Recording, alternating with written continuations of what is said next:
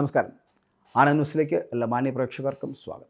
വിധികൾ പലവിധത്തിലാണ്. ഇപ്പോൾ ബോംബെ ഹൈക്കോടതിയുടെ ഒരു വിധി വരുന്നുണ്ട്. വിവാഹ വാഗ്ദാനം നൽകി ലൈംഗികമായി പീഡിപ്പിച്ചു എന്ന് വിവാഹിതയ്ക്ക് അവകാശപ്പെടാൻ ആകില്ല എന്ന്.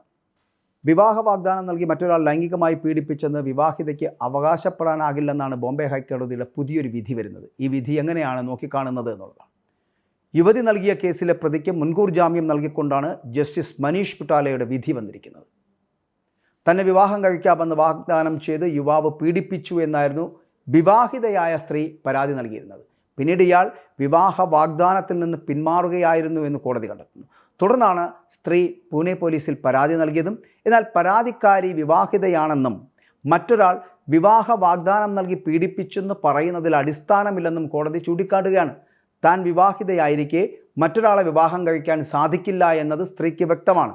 അതിനാൽ മറ്റൊരാൾ വിവാഹ വാഗ്ദാനം നൽകി പീഡിപ്പിച്ചു എന്ന പരാതിക്കാരിയുടെ വാദം നിലനിൽക്കില്ല എന്നാണ് കോടതി വ്യക്തമാക്കിയിരിക്കുന്നത്. കേസിൽ യുവാവിൻ്റെ പേരിൽ പൂനെ പോലീസ് ബലാത്സംഗ കുറ്റം ചുമത്തിയിരുന്നു. ഇതിനെതിരെ ഇയാൾ സമർപ്പിച്ച മുൻകൂർ ജാമ്യ ഹർജിയിലാണ് കോടതി ഇത്തരത്തിലൊരു കാര്യം വ്യക്തമാക്കിയിരിക്കുന്നത്. തുടർന്നാണ് ഇപ്പോൾ യുവാവിന് മുൻകൂർ ജാമ്യമൊക്കെ അനുവദിക്കുകയും ചെയ്തു. പക്ഷേ ഇവിടെ വിവാഹ വാഗ്ദാനം നൽകി പീഡിപ്പിച്ചു എന്ന് പറയാൻ ഇനി വിവാഹിതയായിട്ടുള്ള ഒരു സ്ത്രീക്ക് കഴിയില്ല എന്നുള്ള ബോംബെ ഹൈക്കോടതിയുടെ പുതിയൊരു വിധി കൂടിയാണ് ഇവിടെ വന്നിരിക്കുന്നത്.